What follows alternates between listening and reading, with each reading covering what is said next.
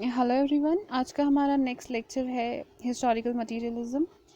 Previous lecture में हमने dialectical materialism मैंने आपको एक्सप्लेन किया, तो उसमें आपको डायलेक्टिकल ट्रायड का कॉन्सेप्ट क्लियर हो गया होगा आई होप। और फिर मैंने आपको कहा था कि नेक्स्ट लेक्चर में हम ये देखेंगे कार्ल मार्क्स ने कैसे डायलेक्टिकल ट्रायड को अपनी डिस्कशन में यूज़ किया, जिसमें उसने डेवलपमेंट ऑफ हिस्ट्री की बात की। ठीक है, तब ये देख लो हिस्टोरिकल मटेरियलिज्म होता क्या है। इसको हम हिस्टोरिकल मटेरियलिज्म इसलिए कहते हैं क्योंकि सिंपली हिस्ट्री की बात कर रहा है। हिस्ट्री इसमें हिस्टोरिकल एवोल्यूशन ऑफ सोसाइटी कैसे हुआ, डेवलपमेंट ऑफ सोसाइटी कैसे हुआ, वो कार्ल मार्क्स एक्सप्लेन करेगा। और मटेरियलिज्म जो है ये एक्चुअली फ्योरबैच का कॉन्सेप्ट है, जैसे मैंने आपको अपने प्रीवियस लेक्चर में बताया था। तो इसको डायलेक्टिकल मटेरियलिज्म को उसने एवोल्यूशन ऑफ हिस्ट्री में जब यूज़ किया तो वो हमारे पास कॉन्सेप्ट तैयार हुआ। Sorry, evolution of society, historical evolution society में यूज़ किया तो हमारे पास कॉन्सेप्ट तैयार हुआ हिस्टोरिकल मटेरियलिज्म का। अब हम जब हिस्टोरिकल मटेरियलिज्म की बात करते हैं तो पहले आप कुछ कॉन्सेप्ट समझ लो। हमारे पास दो मोड ऑफ प्रोडक्शन जो है, ये बहुत इंपॉर्टेंट चीज़ है। जो हमारा मोड ऑफ प्रोडक्शन है ये डिटरमिन करता है इकोनॉमिक सबस्ट्रक्चर क्या होगा सोसाइटी का। अभी मोड ऑफ प्रोडक्शन क्या है, इसमें दो चीज़ें आती हैं। एक हमारा रिलेशनशिप ऑफ प्रोडक्शन है और एक हमारा फोर्स ऑफ प्रोडक्शन है। ठीक है, फोर्स ऑफ प्रोडक्शन क्या होता है, ये actually it refers to the way a given society actually produces commodities. ठीक है, जैसे क्या हो सकता है force of production, raw materials हो सकते हैं कि कैसे आपकी जो सोसाइटीज़ है वो कमोडिटीज़ कैसे प्रोड्यूस करती है, मतलब उसकी इकोनॉमी जो है वो कैसे चलती है, क्या है प्रोडक्शन, मोड ऑफ प्रोडक्शन क्या है। ठीक है, उसमें अगर हम ये बात करें तो फोर्स ऑफ प्रोडक्शन में रॉ मटेरियल्स आ गए, वो आपके फोर्स ऑफ प्रोडक्शन है। टूल्स आपके फोर्स ऑफ प्रोडक्शन है। टेक्नोलॉजी, किसी भी सोसाइटी की एक जो टेक्नोलॉजी होती है वो उसका फोर्स ऑफ प्रोडक्शन होता है। फॉर एग्जांपल फ्यूडलिज्म एरा में अगर हम बात करें तो वहाँ पे क्या था, लैंड जो था वो ये मेन जो सोर्स ऑफ इनकम था, पावर था, वो सारा लैंड था। तो लैंड हम बोल सकते हैं फोर्स ऑफ प्रोडक्शन। फिर कैपिटलिस्टिक सोसाइटी में क्या था, इंडस्ट्रीज आ गई क्योंकि इंडस्ट्रियल रेवोल्यूशन आ गया था। तो वो मशीनरी, टूल्स, वो टेक्निक, वो सारी फोर्स ऑफ प्रोडक्शन है।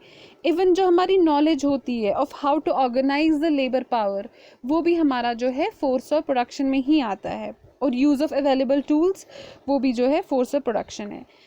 अब ये फोर्स ऑफ प्रोडक्शन हो गया। अब रिलेशनशिप ऑफ प्रोडक्शन क्या है, या तो आप ओन करोगे फोर्सेस ऑफ प्रोडक्शन, है ना, या तो आप फैक्ट्री, लैंड, ये सारी चीज़ें, रॉ मटेरियल्स ओन करोगे, या तो आप एम्प्लॉय होगे वहाँ पे, है ना। दो रिलेशंस आपके होते हैं, मतलब क्या आपका रिलेशन है उनके साथ, या तो आप ओनर हो या तो आप ओन्ड हो। दो ही इसमें चीज़ें हो सकती हैं।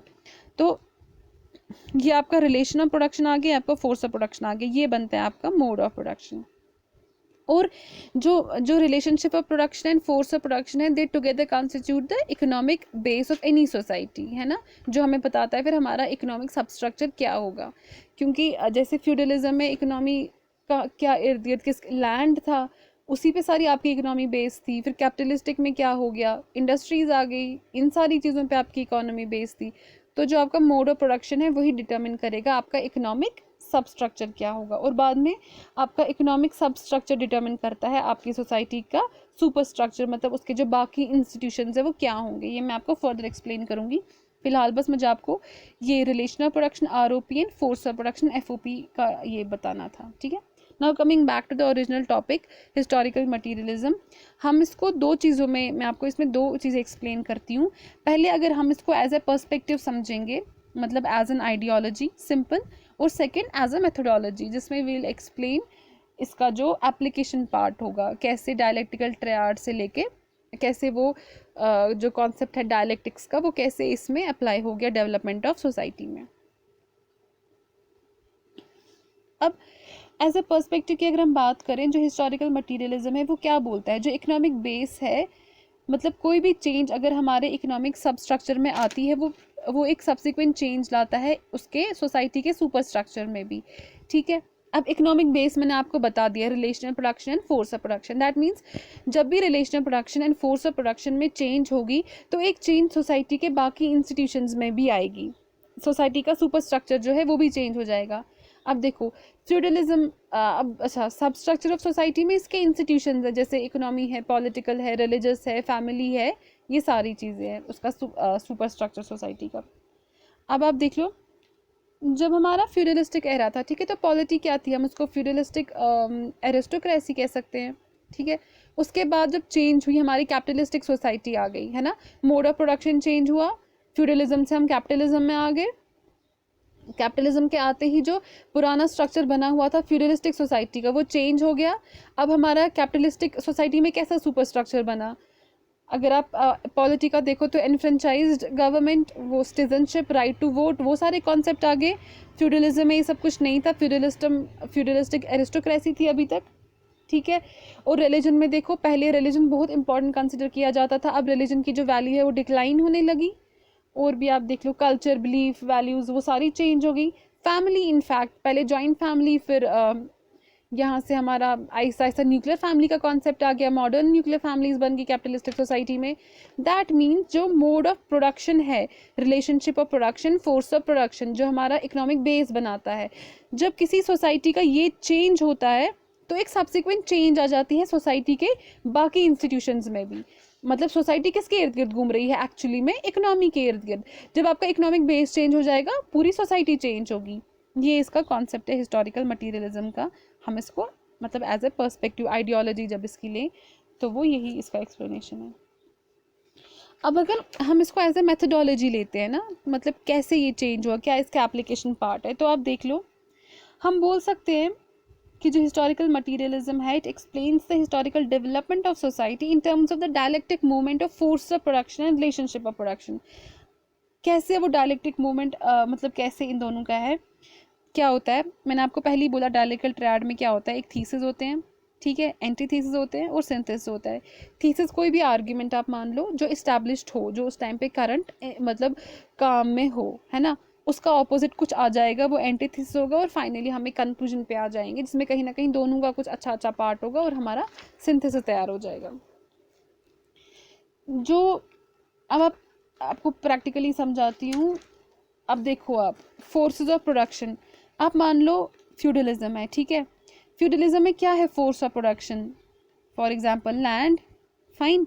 रिलेशनशिप ऑफ प्रोडक्शन क्या है, या तो वो फ्यूडल लॉर्ड्स हैं या तो सर्फ्स हैं। वो आपका एक थीसिस बन गया, आपका एक एफओपी है और उसका एक सब्सिक्वेंट मतलब आरओपी है, ठीक है। वो अब मैं एफओपी की बात करूंगी, आरओपी फिर आपको पता है कि आरओपी भी कुछ होगा। वो जो एफओपी है, मतलब जो भी आपका वो सारा एक सिस्टम बना हुआ है, लैंड के इर्द गिर्द ही आपकी सोसाइटी चल रही है, वो एक थीसिस है ना, क्योंकि वो उस टाइप का एक इस्टेब्लिश्ड फॉर्म है। उस टाइम पे मनी को ज़्यादा इम्पोर्टेंट कंसिडर नहीं किया जाता था। ये मैंने आपको पहले इमरजेंसी में एक्सप्लेन किया हुआ है कि land was considered as a only source of power. वो आपका थीसिस था, उसको आप मान सकते हो ना, वो थीसिस था उस टाइम का इस्टेब्लिश्ड फॉर्म। तो फिर आप ऐसे देखो, अब डायलेक्टिक्स की बात करो, फिर क्या हो गया, थीसिस था, फिर चेंज हो गई। वो चेंज क्यों हुई, ये भी मैंने आपको पहले लेक्चर में एक्सप्लेन किया हुआ है कि वो चेंज कैसे हुई। कि पहले लैंड ही था, उसके बाद ऐसा टाउन्स आ गए, वो मार्केट इस्टेब्लिश होने लगा, मिडिल क्लास का कॉन्सेप्ट आ गया, ठीक है, मार्केट सिस्टम ऑफ इकोनॉमी आ गया, अब स्टैंडर्डाइजेशन ऑफ लॉज होने लगा, पहले सारी चीज़ें नहीं थी। उसके बाद जब ये सारी चीज़ें, मतलब उसका जो फ्यूडलिज्म का जो एक सिस्टम बना हुआ था, उसका कॉन्ट्राडिक्टरी पार्ट आने लगा ना, ये उसको कॉन्ट्राडिक्ट करने लगा। ये सारी चीज़ें, इंक्रीजिंग ट्रेड, मार्केट, ये सारी चीज़ें आ गई। तो आप बोल सकते हो एक इसका एक नए फोर्स ऑफ प्रोडक्शन आने लगे, क्योंकि अब आपने इकोनॉमी इसकी बात की, अब आप इंडस्ट्रीज़ की बात कर रहे हो, प्राइवेटाइजेशन की बात कर रहे हो, कैपिटल की बात कर रहे हो, तो नेचुरली आपका जो फोर्स ऑफ प्रोडक्शन है कहीं ना कहीं वो भी चेंज हो गया। सिंपल लैंड से अब आप इंडस्ट्रीज़, मशीनरी, टूल्स, वो सारी आ गई। तो जब वो चेंज हो, उसके साथ उसका रिलेशनशिप ऑफ प्रोडक्शन भी चेंज हो गया। पहले क्या था रिलेशनशिप, फ्यूडल लॉर्ड्स और स्लेव्स, अब क्या होगा, अब वेज लेबर्स हो। अब आपको 24/7 आप उनकी सर्विस में नहीं हो, अब लॉयल्टी पे बेस्ड नहीं हो, अब आप किसी लॉज पे बेस्ड हो, कुछ आवर्स आपको काम करना है, उसके लिए आपको एक फिक्स्ड वेज चाहिए। पहले आपको वेजलेस, पहले आपको कुछ वेज नहीं मिलते थे काम करने के, उनकी मर्जी, वो आपको ग्रेन्स दे दें, कोई ज़मीन का टुकड़ा दे दें, कुछ भी, पर अब एक रिटर्न फॉर्म आ जाएगा, आपकी जो लॉज हैं वो बनेंगे। तो रिलेशनशिप ऑफ प्रोडक्शन भी चेंज हो गया। तो आप बोल सकते हो ये इसका एंटीथीसिस हो गया। पुराने एफओपी से फिर हम नए एफओपी, नए आरओपी में आ गए, तो एंटीथीसिस इसका बन रहा है, ये सारी चीज़ें, मार्केट वगैरह। तो इसका सिंथेसिस क्या हो गया, एक नई सोसाइटी आ गई, कैपिटलिस्टिक सोसाइटी। अब फ्यूडलिज्म ख़त्म हो गया, कैपिटलिज्म आ गया। वही जो है इसका यही इसकी मेथडोलॉजी, मतलब यही कैसे उसने अप्लाई किया, मैंने आपको एक्सप्लेन कर दिया ना कैसे। फिर फ्यूडलिज्म में वो एक थीसिस था, फिर जब थोड़ी मार्केट बन गए, इकॉनमी थोड़ी चेंज होने लगी, तो इसका एंटी थीसिस आ गया। अब हम लॉज हमारे बन गए, मार्केट सिस्टम ऑफ इकोनॉमी आ गई, टेक्नोलॉजी चेंज होने लगी, तो इन दोनों का सिंथेसिस क्या आ गया, कैपिटलिस्टिक सोसाइटी आ गई। ये जो है यही इसने इसी डायलेक्टिकल ट्रायड को यूज़ किया था अपनी हिस्टोरिकल डेवलपमेंट ऑफ सोसाइटी में एक्सप्लेन करने में। ये मैं आपको फर्दर इसकी क्लास स्ट्रगल में बताऊंगी कि इसने सोसाइटी को कैसे डिवाइड किया, कितने पार्ट से सोसाइटी के, ये आपको आगे पढ़ना है। ठीक है, तो आप ये बोल सकते हो फिर कि कैसे फोर्स ऑफ प्रोडक्शन और एग्जिस्टिंग रिलेशन ऑफ प्रोडक्शन के बीच में कॉन्फ्लिक्ट आ गया और एक नया इमर्जेंस हुआ, नए मोड ऑफ प्रोडक्शन का। ये है आपका हिस्टोरिकल मटीरियलिज्म। अब हम थोड़ा सा देख लेते हैं यहाँ पे जो मैंने लिखा हुआ है। Karl Marx theory of historical materialism is a synthesis of Hegelian thesis of dialectics. वो मैंने आपको बोला वो हेगेल का कॉन्सेप्ट था, and young Hegelian antithesis of materialism. ठीक है, ये यंग हेगेलियन से आप कंफ्यूज नहीं हो जाना, ये यंग हेगेलियन एक थिंकर्स फिलोसोफर्स का एक ग्रुप था। तो इसमें जो इसमें भी लेफ्ट विंग थी, राइट विंग थी, किसी ने उसके काम को आगे बढ़ाया, किसी ने उसके थीसिस को एंटी थीसिस ये किया था। फ्यूरबैच लेफ्ट हेगेलियन के ही पार्ट में से था, तो वो आपको मतलब it is not a part of your syllabus, तो आपका कंसर्न नहीं है, आप डोंट गेट कंफ्यूज्ड। बस इसका एंटीथीसिस ऑफ मटीरियलिज्म और उसका थीसिस ऑफ डायलेक्टिक्स से हमारा क्या बन गया, हिस्टोरिकल मटीरियलिज्म। फिर ये भी मैंने आपको पहले बता दिया है, unlike Hegel who give primacy to ideas, Marx give importance to materialistic condition in shaping the structure and development of society. ठीक है, ये मैं रिपीट इसलिए कर रही हूँ क्योंकि अगर हिस्टोरिकल मटीरियलिज्म एक अलग से क्वेश्चन आ जाता है तो अच्छी बात है आपने एक जगह ये भी लिखा हो कि हीगल आइडियलिज्म का ये था और जो मार्क्स था वो मटीरियलिज्म का के कॉन्सेप्ट को उसने एक्सप्लेन किया था। फिर मैंने आपको बताया as a perspective historical materialism emphasises on the economic base in explaining the analysis of the social structure.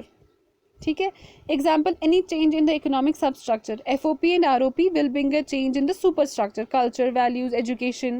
आप वो examples में add कर सकते हो, family, political, religious, etc. वो आपको भी मैंने explain कर लिया कैसे वो change हो जाएगा तो उसका superstructure भी change होगा। फिर as a methodology, historical materialism explains the development of society in terms of dialectic movement of force of production and relationship of production. ठीक है, ये भी मैंने आपको बताया कैसे डायलेक्टिक मूवमेंट चलेगा। आप एक एफओपी एक आरओपी मान लो आप फ्यूडलिज्म का, फिर उसका एंटीथेसिस कैसे डेवलप होगा और फाइनली उसके सिंथेसिस में कैसे एक नई सोसाइटी, नया मोड ऑफ प्रोडक्शन। क्योंकि जब फिर फ्यूडलिज्म से हमारा क्या सिंथेसिस बन गया फाइनली, कैपिटलिज्म, तो उसका एक नया रिलेशनशिप ऑफ प्रोडक्शन होगा, एक नया फोर्स ऑफ प्रोडक्शन होगा, दैट मीन्स कैपिटलिज्म का एक नया मोड ऑफ प्रोडक्शन होगा। फाइन, ये भी आपको समझ में आ गया होगा। तो हम बोल सकते हैं ना dialectic movement of force of production and relationship of production, क्योंकि सारा तो खेल इन्हीं की वजह से हो रहा है ना। जब फोर्स ऑफ प्रोडक्शन लैंड से हमारा इंडस्ट्रीज मशीनरी की तरफ आ गया, हम सिंपल पीजेंट्स टेनेट्स से हम एक वेज लेबर्स बन गए, तो हमारा जो रिलेशनशिप है वो भी चेंज हो गया, हमारा फोर्स है वो भी चेंज हो गया। तो इनका एक डायलेक्टिक मूवमेंट हो गया, एक थीसिस का एक एंटी थीसिस बन गया, उस एंटी थीसिस के से फिर एक सिंथेसिस, एक नई हमारे पास सोसाइटी आ गई। तो फिर Marx argue that the newly emerging force of production come in conflict with the existing leading to the emergence of new mode of production. ठीक, फिर Marx argues the process of dialectics ends with the emergence of communalism which is the end of history. अब आप ये बात फिर से आप rewind करो पुराना लेक्चर, तो मैंने क्या कहा था, इस सिंथेसिस थोड़े टाइम के बाद थीसिस बन जाएगा ना। हमारे पास कैपिटलिज्म तो आ गया synthesis, but that doesn't mean कि कैपिटलिज्म जो है मतलब it is a perfect society. इसके भी कॉन्ट्रडिक्शंस आएंगे, इसमें भी सारी प्रॉब्लम्स। तो मार्क्स के अकॉर्डिंग अगर आप देखो कैपिटलिस्टिक सोसाइटी से ही सबसे ज़्यादा प्रॉब्लम्स जो हैं वो इमर्ज हुई है ना। तो दैट मीन्स इसके भी कॉन्ट्रडिक्शंस आएंगे। ये कब तक रिपीट हो जाएगा, जब तक हम एक स्टेट ऑफ परफेक्शन में आ जाएंगे, जब फाइनली हमारा जो सिंथेसिस है वो बन गया होगा, वो परफेक्ट हो गया होगा। तो मार्क्स क्या कहता है, वो हम परफेक्शन कब आएंगे, जब हम कम्युनलिज्म इसमें आ जाएंगे। वो मैं आपको क्लास स्ट्रगल में एक्सप्लेन करूंगी कम्युनलिज्म इनका क्या कहने का ही मतलब था।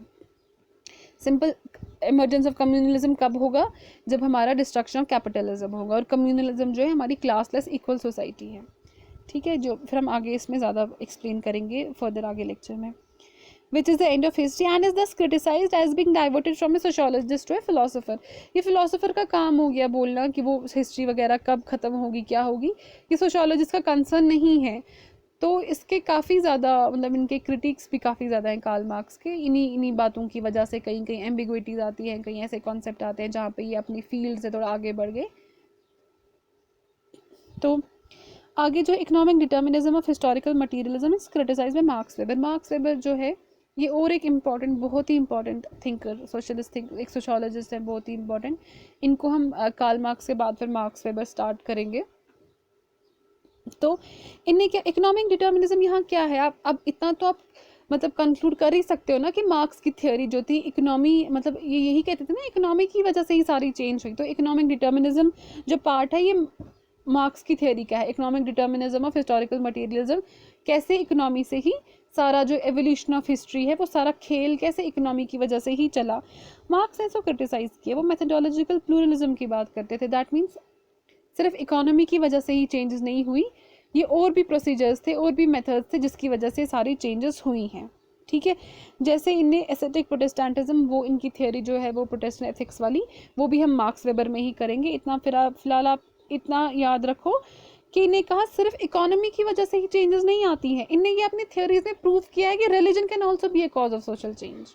वो हम मार्क्स वेबर में पढ़ेंगे आगे। पॉलिटिकल इंस्टीट्यूशंस जो है they can also induce social change. ठीक है, तो मतलब इनने मेथोडोलॉजिकल प्लूरलिज्म की बात की कि काफ़ी मेथड्स है, economy is just one of them, not the only cause of social change. Fine, अब देखो अब हम मार्क्स थोड़ी मतलब हम कंटेम्प्रेरी इसकी में देखते हैं, इसकी एग्जांपल्स कितनी रेलिवेंट हैं। कम्युनिज्म आया यूएसएसआर में, ठीक है, वो ख़त्म भी हो गया। The fall of communist regimes in USSR, that means कि नहीं, it is not the end of the history. And अब अगर कम्युनिज्म आ गया तो मार्क्स के अकॉर्डिंग कैपिटलिज्म वर्ल्ड से ख़त्म हो जाना चाहिए, तो कम्युनिज्म आना चाहिए। पर capitalistic world like USA still है अभी भी, है ना। तो मतलब इट इज़ पार्टली रेलिवेंट। अगर इकोनॉमिक इनइक्वालिटीज़ पे जो प्रोटेस्ट वगैरह जो भी सारे कह रहे हैं, अगर हम देखें वो सारी चीज़ें थर्ड वर्ल्ड कंट्रीज़ जो हैं उनसे ज़्यादा रेलिवेंट हैं, उनकी वो ज़्यादा मेल खाती है, मतलब पूरे वर्ल्ड के कंपैरिजन में ज़्यादा थर्ड वर्ल्ड कंट्रीज़। तो यही बात है कि relevant mostly in third world countries characterised by economic inequalities and discontentment among masses, है ना, क्योंकि यही ज़्यादा प्रॉब्लम्स होती हैं जहाँ पे एक्सट्रीम इनइक्वालिटीज़ हो इनकम की, तो ये प्रॉब्लम सारी हो जाती हैं। इसमें आप एक एग्जांपल और ऐड कर सकते हो, ऑक्यूपाई वॉल स्ट्रीट की एग्जांपल। ये वॉल स्ट्रीट न्यूयॉर्क में एक प्रोटेस्ट हुआ था against economic inequalities world wide. तो मतलब इस चीज़ से ये प्रूव होता है कि नहीं, अगर इकोनॉमिक इनइक्वालिटीज़ है ना, वही इस्टेब्लिश फॉर्म है, तो मतलब थीसिस काइंड ऑफ बन गया है कि हाँ कैपिटलिज्म ऐसे ऐसे होता है, तो उसका एंटीथेसिस भी आएगा, आ रहा है स्लोली कहीं ना कहीं ये प्रॉब्लम्स हो रही हैं जैसे। पर फिर भी हम इसको पार्टली रेलिवेंट ही बोलेंगे, क्योंकि कम्युनिज्म का हमने यूएसएसआर का फिर क्या हुआ वो हम सबको पता है। ठीक है ना, तो ये इनका हिस्टोरिकल मटीरियलिज्म पार्ट है। सॉरी, आगे हम इनकी क्लास स्ट्रगल पढ़ेंगे, कैसे इन्हें, अब हमने हिस्टोरिकल एवोल्यूशन की तो बात की, तो कैसे इन्हें सोसाइटी को अलग अलग पार्ट्स में डिवाइड किया है, फिर किस पार्ट में क्या प्रॉब्लम थी, वो सारी चीज़ें, और फाइनली इनका क्या कहना है। अभी हम कैपिटलिस्टिक इस सोसाइटी में है, फिर ये भी ख़त्म हो जाएगी, फिर हम कम्युनलिज्म वाले पार्ट में आ जाएंगे। वो जब वो आएगा तो वो एंड ऑफ दिस मतलब हिस्ट्री, वो एंड ऑफ हिस्ट्री होगा, वो हम मतलब हमारी perfect so called perfect state होगी, पर ऐसा एक्चुअल में नहीं है। वो फिर हम इसके क्लास स्ट्रगल में पढ़ेंगे। और अब इसमें एलियनेशन का एक बहुत इंपॉर्टेंट कॉन्सेप्ट है कार्ल मार्क्स का, वो भी हम फर्दर क्लास स्ट्रगल के बाद लास्ट में पढ़ेंगे। इसके बाद फिर हम मार्क्स वेबर का टॉपिक स्टार्ट करेंगे। ठीक है, ओके, थैंक यू।